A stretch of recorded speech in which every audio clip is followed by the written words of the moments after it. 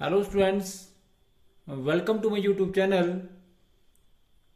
आज हम class +2 accountancy का चैप्टर नंबर 1 का मल्टीपल चॉइस क्वेश्चन जितने भी हैं उनकी हम डिटेल एक्सप्लेनेशन आपके सामने करेंगे। और हमारा चैप्टर का नाम है accounting for note for profit organisations. इसके जितने भी मल्टीपल चॉइस क्वेश्चन बनते हैं एग्जामिनेशन पॉइंट ऑफ व्यू से, जितने भी मल्टीपल चॉइस क्वेश्चन बनते हैं उन सारे क्वेश्चनों को मैं बारी बारी से आपके समक्ष जो है डिटेल एक्सप्लेनेशन को आपको बताऊंगा। आग्रह रहेगा सभी चाहने वालों से, सभी स्टूडेंट्स से, विशेषकर जो हमारे +2 के स्टूडेंट्स हैं और जो पीजीटी कॉमर्स या लेक्चर कमीशन की तैयारी कर रहे हैं किसी भी बोर्ड से, उनके लिए ये मल्टीपल क्वेश्चन जो है, और किसी भी कम्पिटिटिव एग्जाम के लिए ध्यान रखें आप, चाहे वो आपका कोई भी अकाउंटिंग फील्ड का कोई भी कम्पिटिटिव एग्जाम हो, उसके लिए बड़ा इंपॉर्टेंट जो है मल्टीपल चॉइस क्वेश्चन होते हैं, जिनमें आपको 4 ऑप्शन दिए जाते हैं। आपको एक कोई सिलेक्ट करना पड़ता है एक ऑप्शन, और कई बार आप बड़े कंफ्यूज होते हैं, परंतु बड़ी डिटेल एक्सप्लेनेशन के साथ मैं आपको इन क्वेश्चनों का बारी बारी से आंसर दूंगा। तो आप सभी से यही आग्रह रहेगा कि आप जो है वीडियो को अंत तक देखें, क्योंकि मैंने आपको पहले भी बताया कि वीडियो को देखने का तब फायदा है कि अगर आप शुरू से अंत तक उसको बड़े सीरियसली देखें, और यदि इसमें कोई कमी लगती है आपको, या आपका कोई सुझाव हो, या कोई आपको लगता है कि इस क्वेश्चन पे आपको डाउट है, तो आप कमेंट के माध्यम से या टेलीफोनिकली मुझे कॉल कर सकते हैं, और जिसमें जितनी भी जो आपकी क्यूरीज हैं वो सारी क्यूरीज जो आपकी दूर की जाएंगी। तो सभी स्टूडेंट से ये भी आग्रह रहेगा कि वो कृपया अपनी क्यूरीज जो भी आपकी उनकी लगता है उनको कि ये हमारी समस्या है, इस समस्या का समाधान होना चाहिए, उस समस्या का समाधान भी होगा। तो हम क्वेश्चन स्टार्ट करते हैं। हमारा पहला क्वेश्चन है कि not for profit organisations are establish for the purpose of, और हमारे पास ऑप्शन दिए हैं। ए ऑप्शन दिया है performing social welfare needs, B दिया है encouraging art and culture, C आपके पास दिया है spreading awareness and education and religion, and fourth option is all of the above. तो यहाँ क्लियर सी इंडिकेशन है ये सारे के सारे इसके पर्पज हैं, इसके ऑब्जेक्टिव हैं, इस पर्पज के लिए जो है ये एस्टेब्लिश की जाती है। तो ऑल ऑफ द एबो जो है वो राइट आंसर है। इसका पर्पज जो है वो सोशल वेलफेयर भी है, आर्ट और कल्चर को बढ़ावा देना भी है, अवेयरनेस फैलाना भी है, एजुकेशन और धर्म का प्रचार करना भी है। तो ये सारे इसके राइट आंसर हैं। Maximum transaction in not for profit organisations are, कि ये बोलते हैं कि मैक्सिमम ट्रांजैक्शन जो है वो नोट फॉर प्रॉफिट ऑर्गेनाइजेशंस की किस में होती हैं? ये वर्बल होती हैं, क्रेडिट होती हैं, कैश में होती हैं, या कैश एंड क्रेडिट में होती है। तो इसका जो राइट आंसर है, तो maximum transaction note for profit organisations की जो है वो नगद में होती है, कैश में होती हैं। The right answer is C, cash. Which of the following, next question है, which of the following is not for profit organisations, इनमें से कौन सी जो है एनपीओ है? तो स्पोर्ट्स क्लब, स्कूल, हॉस्पिटल, ये सारी की सारी जो है एनपीओ है। तो राइट आंसर जो है वो है ऑल ऑफ द एबो। तो इसका मतलब है कि स्पोर्ट्स क्लब भी और स्कूल भी, हॉस्पिटल भी जो है ये जो है वो नोट फॉर प्रॉफिट ऑर्गेनाइजेशंस है। रिसिप्ट और पेमेंट अकाउंट कौन सा अकाउंट है? रिसिप्ट और पेमेंट अकाउंट इज अकाउंट, जिसमें क्वेश्चन नंबर 4 है आपका, ये पर्सनल अकाउंट है, रियल अकाउंट है, नॉमिनल अकाउंट है, नन ऑफ दीज है। तो आप सभी जानते हैं कि रिसिप्ट और payment account is a real account, और रियल अकाउंट का रूल है debit word comes in and credit word goes out. तो रिसिप्ट और payment account is a real account. उसके बाद है कि income and expenditure account is A personal account है, रियल है या नॉमिनल है, या ऑल ऑफ दीज है। तो आप सभी जानते हैं कि income and expenditure account is a nominal account, and nominal account का रूल है debit all expenses and losses and credit income and gains. तो इनकम एंड एक्सपेंडिचर अकाउंट जो है वो नॉमिनल अकाउंट है। लाइफ मेंबरशिप फीस इज ए, आप सभी जानते हैं कि लाइफ मेंबरशिप फीस जो है वो एक कैपिटल रिसिप्ट है, और इसलिए इसे लाइबिलिटी माना जाता है। तो इसका ए जो इसका राइट आंसर है, लाइबिलिटी है। अर्नड इनकम भी नहीं है, इनकम भी नहीं है, ना एक्सपेंडिचर है। तो आप सभी जानते हैं इसका जो राइट आंसर है life membership fees is a liability, और it is a capital receipt. उसके बाद है donation receive from the for special purpose is shown on, कोई भी स्पेसिफिक पर्पज का डोनेशन हो तो वह आपका liability side of the balance sheet आएगा। ये इनकम एंड एक्सपेंडिचर अकाउंट में नहीं आएगा, ये असेट साइड भी बैलेंस शीट में नहीं दिखाया जाएगा। It will be shown on the liability side of the balance sheet. तो इस बात का ध्यान रखें, ये liability side of the balance sheet दिखाया जाएगा। Which type of item are shown on the income and expenditure account, तो income and expenditure account is a nominal account, इसलिए इसके अंदर जो आइटम आएंगी वो रेवेन्यू नेचर की आइटम आती हैं, रेवेन्यू आइटम्स आएंगी, कैपिटल आइटम बैलेंस शीट में आती है, और बोथ ए और बी भी नहीं आएगी, नन ऑफ दीज भी नहीं आएगा। तो इसका मतलब है कि जिसको इसका आंसर है कि which type of item are shown in the income and expenditure account, that is revenue item. उसके बाद है which of the following is not for profit organisation, for profit making organisation, school है, hospital है, यानी कि इसमें ये पूछता है कि इसमें से not for profit organisation making organisation कौन सी है, इसमें से लाभ ना कमाने वाली संस्था कौन सी नहीं है। तो स्कूल लाभ कमाने वाली संस्था है, हॉस्पिटल लाभ कमाने वाली लाभ ना कमाने वाली संस्था है, दैट मीन्स कि स्कूल भी लाभ ना कमाने वाली संस्था है और हॉस्पिटल भी लाभ ना कमाने वाली संस्था है, क्लब भी, यानी कि जो भी क्लब जो एंटरटेनमेंट क्लब होते हैं वो भी लाभ ना कमाने वाली संस्था है, जबकि पार्टनरशिप फर्म जो है वो प्रॉफिट मेकिंग ऑर्गेनाइजेशन है। तो इसमें जो लाभ ना कमाने वाली संस्था है कौन सी नहीं है, तो है पार्टनरशिप फर्म, पार्टनरशिप फर्म जो इसका राइट आंसर है। उसके बाद है आउटस्टैंडिंग सब्सक्रिप्शन। आउटस्टैंडिंग सब्सक्रिप्शन के बारे में बहुत से जितने भी जो स्टूडेंट्स होते हैं कई बार वो बड़ी गलती कर देते हैं कि आउटस्टैंडिंग जो है वो खर्चा है और इसको लाइबिलिटी साइड दिखाया जाएगा। तो यहाँ ध्यान रखें कि आउटस्टैंडिंग सब्सक्रिप्शन जो है वो बिजनेस की इनकम है। बार बार स्ट्रेस करके बता रहा हूं कि आउटस्टैंडिंग सब्सक्रिप्शन जो है वो बिजनेस की इनकम है, इसलिए आउटस्टैंडिंग सब्सक्रिप्शन को बैलेंस शीट में असेट साइड दिखाया जाएगा। दैट मीन्स कि ये लाइबिलिटी साइड भी नहीं दिखाई जाएगी, ना ये इनकम है और ये नन ऑफ दिस भी नहीं आएगा। तो इसका जो राइट आंसर है वो है जी असेट। तो outstanding subscription is a asset, asset side जो इसको दिखाया जाएगा।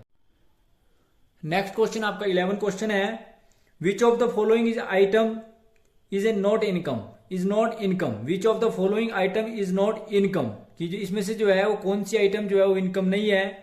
तो विच of the following item is not income, subscription income है, डोनेशन इनकम है, सेल ऑफ टिकट्स जो है इनकम है। इसमें जो इनकम नहीं है वो है endowment fund. Any type of fund जो होता है, एंडोनमेंट फंड जो है वो आपका इनकम नहीं है, बल्कि ये आपकी कैपिटल रिसिप्ट मानी जाती है और इसे बैलेंस शीट में लाइबिलिटी साइड दिखाया जाता है। तो इनकम जो इसमें है सब्सक्रिप्शन है, डोनेशन है और सेल ऑफ टिकट्स है। अर्थात इसमें पूछा है कि कौन सी इनकम नहीं है, तो इनकम नहीं है जो है उसका राइट आंसर है एंडोनमेंट फंड। उसके बाद है नेक्स्ट क्वेश्चन है कि subscription received by not for profit making organisation is, subscription received by not for profit organisation जो है वो क्या है। तो आप सभी जानते हैं कि जो सब्सक्रिप्शन है वो मेन सोर्स है नॉट फॉर प्रॉफिट ऑर्गेनाइजेशन का, तो ये कैपिटल रिसिप्ट नहीं है, ये बल्कि रेवेन्यू रिसिप्ट है। क्या है जी, रेवेन्यू रिसिप्ट है। ध्यान रखना इस बात का, इस क्वेश्चन में भी बड़ा ध्यान रखना है कि subscription received by not for profit making organisation जो है वह आपकी रेवेन्यू रिसिप्ट है। उसके बाद नेक्स्ट क्वेश्चन है, in not for profit organisation excess of asset over liability is term as, तो ये एक्सपेंसिस भी नहीं है, कैपिटल भी नहीं है, बल्कि excess of asset over liability जो है नॉट फॉर प्रॉफिट ऑर्गेनाइजेशन में कैपिटल फंड माना जाता है। ध्यान रखें इस बात का, ये क्या माना जाएगा जी, बिजनेस का कैपिटल फंड। जो एक्सेस ऑफ इनकम और एक्सपेंडिचर है, एक्सेस ऑफ असेट और liability is term as not for profit organisation में वो कैपिटल फंड माना जाएगा। तो सी इसका राइट आंसर है। Question number 14, unless otherwise stated entrance fees are consider as, मतलब जब एंट्रेंस फीस के बारे में क्वेश्चन के अंदर कुछ ना कहा गया हो तो इस बात का ध्यान रखें कि इसे रेवेन्यू रिसिप्ट माना जाता है। ये इसका राइट आंसर है। इसे कैपिटल रिसिप्ट भी नहीं मानेंगे और बोथ भी नहीं मानेंगे, बल्कि इसे आप क्या मानेंगे, रेवेन्यू रिसिप्ट मानेंगे। जब आपके पास क्वेश्चन में ये क्लियर नहीं दिया गया हो कि एंट्रेंस फीस जो है वो आपकी रेवेन्यू रिसिप्ट है या कैपिटल रिसिप्ट है, तो unless otherwise stated entrance fees are consider as, मतलब जब ये इस बारे में नहीं दिया हो तो इस बात का ध्यान रखें कि आप इसे रेवेन्यू रिसिप्ट मानेंगे। उसके बाद क्वेश्चन नंबर 15 में, payment of honorarium to secretary is treated as, तो any type of payment to honorarium of secretary is a revenue expenses. तो बी इसका राइट आंसर है। ये कैपिटल एक्सपेंसिस भी नहीं है, ये कैश एक्सपेंसिस भी नहीं है, ये नन ऑफ द अबव नहीं है, बल्कि इसका जो राइट आंसर है payment of honorarium to secretary is treated as revenue expenses. उसके बाद है question number 16, excess of income और एक्सपेंडिचर इज नोन एज, कि एक्सेस अगर इनकम जो है वो एक्सपेंडिचर से ज्यादा है तो इसे आप क्या बोलेंगे, सरप्लस बोलेंगे। क्या बोलेंगे, surplus. That is called surplus. That is not deficiency, that is not profit, that is not loss. Excess of income और expenditure for not for profit organisations is called surplus. उसके बाद है subscription received by an institution.